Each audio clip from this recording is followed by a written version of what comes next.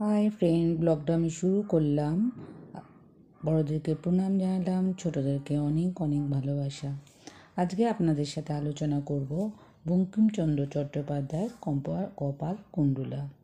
তো আমার সাথে থাকুন আর শুনতে থাকুন। প্রায় 250 বৎসর পূর্বে একদিন মাঘ মাসের রাত্রির শেষে একখানি যাত্রীর নৌকা গঙ্গাসাগর থেকে প্রত্যাবর্তন করিতেছিল। পর্তুগিজ ও অন্যান্য নাবিক দস্যুদিগের ভয়ে যাত্রীর নৌকা দলবদ্ধ হইয়া যাতায়াত করায় তৎকালের প্রথা ছিল। কিন্তু এই নৌকা বাহিনীরা সঙ্গীহীন। তার কারণ এই যে রাত্রির শেষে ঘোরতর কুজ্ঝটিকা দিগন্তব্যাপী করিয়াছিল। নাবিকেরা দিক নিরূপণ করিতে না পারিয়া বহর হইতে দূরে পড়িয়াছিল। এক্ষণে কোন দিকে কোথায় যাইতেছে তার কিছুই নিশ্চয়তা ছিল না। নৌকারীগণ অনেকেই নিদ্রা যাইতেছেন। একজন প্রাচীন এবং একজন যুবা পুরুষ, এই দুজনই মাত্র জাগ্রত অবস্থায় ছিলেন। প্রাচীন যুবকের সহিত কথোপকথন করিতেছিলেন। বারে কথাবার্তা স্থগিত করিয়া বৃদ্ধ নাবিকদিগকে জিজ্ঞাসা করিলেন, মাঝি, আজ কত দূর যেতে পারিবি? মাঝি কিছু ইতস্তত করিয়া বলিল, বলিতে পারিলাম না। বৃদ্ধ ক্রুদ্ধ হইয়া মাঝিকে তিরস্কার করিতে লাগিলেন। যুবক কহিলেন, মহাশয়, যাহা জগদীশ্বরের হাত তাহা পণ্ডিত বলিতে পারে না। ও মূর্খ, কি প্রকারে বলিবে? আপনি ব্যস্ত হইবেন না।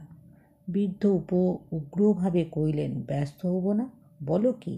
বেটারা 20-25 বিঘার ধান কাটিয়া লইয়া গেল, ছেলেপিলে সম্বৎসর খাবে কি?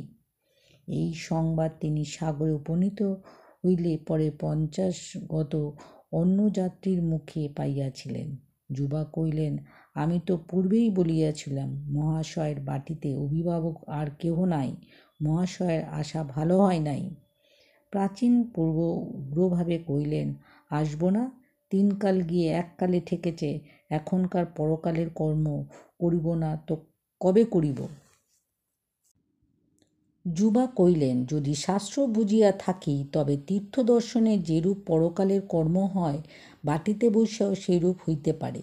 বৃদ্ধ কহিলেন, তবে তুমি এলে কেন? যুবা উত্তরে করিলেন, আমি তো আগেই বলিয়াছি যে সমুদ্র দেখিব বড় স্বাদ ছিল, সেই জন্যেই আসিয়াছি। পরে অপেক্ষাকৃত মৃদুস্বরে কহিতে লাগিলেন, আহা, কি দেখিলাম, জন্ম জন্মান্তরও ভুলিব না। বৃদ্ধের শ্রদ্ধা কবিতার প্রতি ছিল না। নাবিকের পরস্পর যে কথোপকথন করিতেছিলেন তাই এক মনে শুনিতেছিলেন। একজন নাবিক অবজ্ঞা করিছিলেন, ও ভাই, এত বড় কাজটা খারাপই হলো।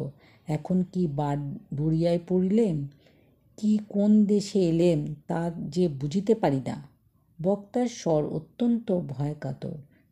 বৃদ্ধ বুঝিলেন যে কোনো বিপদ আশঙ্কার কারণ উপস্থিত হইয়াছে। সংকোচিত জিজ্ঞাসা করিলেন, মাঝি, কি হয়েছে? মাঝি উত্তর করিল না, কিন্তু যুবক উত্তরের প্রতীক্ষা না করিয়া বাহিরে আসিলেন। বাহিরে আসিয়া দেখিলেন যে প্রায় প্রভাত হইয়াছে। চতুর্দিকে অতি গাঢ় কুজ্ঝটিকায় ব্যাপ্ত হইয়াছে। আকাশ, নক্ষত্র, চন্দ্র, উপকূল কোনো দিক কিছুই দেখা যাইতেছে না। বুঝলেন, নাবিকের দিগভ্রম হইয়াছে। এক্ষণে কোন দিকে যাইতেছে তা নিশ্চয়তা পাইতেছে না। পাছে বাহির সমুদ্রে পড়িয়া আকুলে মারা যায়, এই আশঙ্কায় ভীত হইয়াছে। হিম নিবারণের জন্য সম্মুখে আবরণ দেওয়া ছিল। এই জন্য নৌকার ভেতর হইয়া আরোহীরা এই সকল বিষয় কিছুই জানিতে পারেন নাই। কিন্তু নভ্যযাত্রীর অবস্থা বুঝিতে পারিয়া বৃদ্ধাকে সবিশেষ কহিলেন। তখন নৌকার মধ্যে মহা কোলাহল পড়িয়া গেল। যে কয়টি স্ত্রীলোক নৌকার মধ্যে ছিল তন্মধ্যে কেহ কেহ কথার শব্দে জাগিয়াছিল। শুনিবা মাত্র স্ত্রীলোক তাহারা আর্তনাদ করিয়া উঠিল। প্রাচীন কহিলেন, কিনারায় পড়ো, কিনারায় পড়ো, কিনারায় পড়ো। নব্য ঈষৎ হাসিয়া কহিলেন, কিনারা কোথা তা জানিতে পারিলেন এত বিপদ হইবে কেন? ইহা শুনিয়া নৌকারীদিগের কোলাহল আরও বৃদ্ধি পাইল। নব্যযাত্রী কোনো মতে তাহাদিগকে স্থির করিয়া নাবিককে কহিলেন, আশঙ্কার বিষয় কিছুই নাই, প্রভাত হইয়াছে, 4-5 দণ্ডের মধ্যে অবশ্য সূর্যোদয় হইবে। 4-5 দণ্ডের মধ্যে নৌকা কদাচ মারা যাইবে না। তোমরা এক্ষণে বাহন বন্ধ করে স্রোতের নৌকা যথায় যায় যাক, পশ্চাৎ রোদে হইলেই পরামর্শ করা যাইবে। নাবিকের এই পরামর্শ সম্মত হইয়া তদনুরূপ আচরণ করিতে লাগিল। অনেকক্ষণ পর্যন্ত নাবিকেরা নিশ্চিত হইয়া রহিল। যাত্রীর ভয়ে কণ্ঠাগত প্রাণ, বায়ুমাত্র নাই, সুতরাং তাহারা তরঙ্গান্দোলন কম্প বড় জানিতে পারিলেন না। তথাপি সকালের মৃত্যুর নিকট নিশ্চিত করিলেন। পুরুষেরা নিঃশব্দে দুর্গানাম জপ করিতে লাগিলেন। স্ত্রীলোকেরা সুর তুলিয়া বিবিধ শব্দ বিন্যাসে কাঁদিতে লাগিল। একটি স্ত্রীলোক গঙ্গাসাগরের সন্তান বিসর্জন করিয়া আসিয়াছিল। ছেলে জলে দিয়া আর তুলিতে পারি নাই, সেই কেবল কাঁদিল না। প্রতীক্ষা করিতে করিতে অনুভবে বেলা প্রায় 1 প্রহর হইল। একমত সময় অকস্মাৎ নাবিকেরা দরিয়ার 5 পীরের নাম কীর্তন করিয়া মহা কোলাহল করিয়া উঠিল। সকলেই জিজ্ঞাসা করিয়া উঠিল, কি মাঝি, কি হইয়াছে? মাঝিরা এক বাক্যে কোলাহল করিয়া কহিতে লাগিল, রোদ উঠিছে, রোদ উঠিছে, ওই দেখো ডাঙা। যাত্রীরা সকলে উৎসুক সহকারে নৌকার বাহিরে আসিয়া কোথায় আসিয়াছেন কি বৃত্তান্ত দেখিতে লাগিলেন। দেখিলেন সূর্য প্রকাশ হইয়াছে। কুজ্ঝটিকার অন্ধকার রাশি হইতে দিকমণ্ডল একেবারে বিমুক্ত হইয়াছে। বেলা প্রায় প্রভারিত হইয়াছে। যে স্থানে নৌকা আসিয়াছে সে প্রকৃত মহাসমুদ্র নহে, নদীর মোহনা মাত্র। কিন্তু তথায় নদীর যেরূপ বিস্তার সেরূপ বিস্তার আর কোথাও নাই। নদীর এক কূল নৌকার অতি নিকটবর্তী বটে, এমনকি পশ্চাৎহস্তের মধ্যাগত, কিন্তু অপর কূলের চিহ্ন দেখা যায় না। আর যেদিকেই দেখা যায় অনন্ত জলরাশি। চঞ্চল রবিরশ্মিমালা প্রদীপ্ত হইয়া গগন প্রান্তে গগন সহিত মিশিয়াছে। নিকটস্থ জল সচরাচর সকর্দমে নদী জলবর্ণ, কিন্তু দূরস্থ বাড়িরা নীলপ্রভ। আরোহীরা নিশ্চিত সিদ্ধান্ত করিলেন যে তাহারা মহাসমুদ্রে আসিয়া পড়িয়াছে। তবে সৌভাগ্য এই যে উপকূল নিকট, আশঙ্কার বিষয় নেই। সূর্য প্রতি দৃষ্টি করিয়া দিক নিরূপিত করিলেন। সম্মুখে যে উপকূল দেখিতেছিলেন সে সহজে সমুদ্রের পশ্চিম তট বলিয়া সিদ্ধান্ত হইল। তটের মধ্যে নৌকার অনতিদূরে এক নদীর মুখ মন্দগামী কলধৌত প্রবাহত আসিয়া পড়িয়াছিল। সঙ্গমস্থলে দক্ষিণ পার্শ্বে বৃহৎ সৈকত ভূমিখণ্ডে নানা দিগ পক্ষিগণ অগণিত সংখ্যায় ক্রীড়া করিতেছিল। এই নদী এক্ষণে রসলপুরের নদীর নাম ধারণ করিয়াছে। আরোহীদের স্ফূর্তিব্যঞ্জক কথা সমাপ্ত হইলে নাবিকেরা প্রস্তাব করিল যে জোয়ারের বিলম্ব আছে, এই অবকাশে আরোহীগণ সম্মুখস্থ সৈকত পাকাদি সমাপন করুন, পরে জলোচ্ছ্বাস আরম্ভে স্বদেশাভিমুখী যাত্রা করিতে পারিবেন। আরোহীবর্গ এই পরামর্শ সম্মতি দিলেন।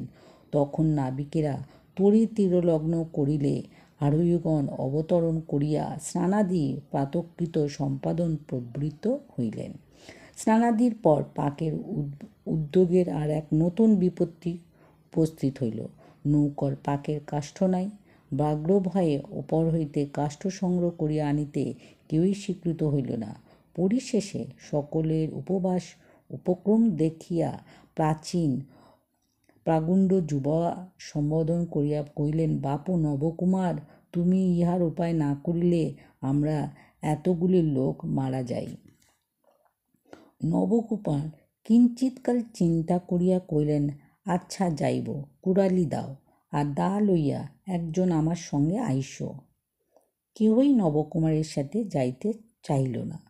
খাবারের সময় বোঝা যাইবে, এই বলিয়া নবকুমার কোমর বাঁধিয়া একাকী কুঠার হস্তে কাষ্টাহরণে চলিলেন। তীরপরীর আরোহণ করিয়া নবকুমার দেখিলেন যে যতদূর দৃষ্টি চলে ততদূর মধ্যে কোথাও বসতির লক্ষণ কিছুই নাই, কেবল বন মাত্র। কিন্তু সে বন দীর্ঘ বৃক্ষাবলী শোভিত বা নিবিড় বন নহে, কেবল স্থানে স্থানে ক্ষুদ্র ক্ষুদ্র উদ্ভিদ মণ্ডলাকারে কোনো কোনো ভূমিখণ্ড ব্যাপিয়াছে। নবকুমার তন্মধ্যে আরোহণযোগ্য কাষ্ঠ দেখিয়া পাইলেন না। সুতরাং উপযুক্ত বৃক্ষের অনুসন্ধানে নদীতট হইতে অধিক দূরে গমন করিতে হইল। পরিবেশ ছেদনযোগ্য একটি বৃক্ষ পাইয়া তাহা হইতে প্রয়োজনীয় কাষ্ঠ সংগ্রহ করিলেন। কাষ্ঠ বহন করিয়া আনা এক বিষম কঠিন ব্যাপার বোধ হইল। নবকুমার দরিদ্রের সন্তান ছিলেন না, এই সকল কর্মের অভ্যেস ছিল না। সম্যক বিবেচনা না করিয়া কাষ্ঠ আরোহণ আসিয়াছিলেন, কিন্তু এতক্ষণে কাষ্ঠাভার বহন বড়ই ক্লেশকর হইল। যাহা হোক, যে কর্মে প্রবৃত্ত হইয়াছিলেন তাতে অল্প ক্ষান্ত হইয়া নবকুমার স্বভাব ছিল না। এই জন্য তিনি কোনো মতে কাষ্ঠভার বাহিয়া আনিতে লাগিলেন। কিয়দ্দূর বহন পরে ক্ষণিক বসিয়া বিশ্রাম করেন, আবার বহনে এইরূপ আসিতে লাগিলেন। এই হেতুবশত নবকুমারের প্রত্যাগমনে বিলম্ব হইতে লাগিল। এইদিকে সম্ভবী ব্যয়াদিগণ তাহার বিলম্ব দেখিয়া উদ্বিগ্ন হইতে লাগিল। তাহাদিগের এইরূপ আশঙ্কা হইল যে নবকুমার ব্যাঘ্রে হত্যা করিয়াছে। সম্ভাব্যকালে অতীত হইলে এইরূপ তাহাদিগের হৃদয়ে স্থির সিদ্ধান্ত হইল, অথচ কাহারও এমন সাহস হইল না যে তীরে উঠিয়া কিয়দ্দূরে অগ্রসর হইয়া তার অনুসন্ধান করে।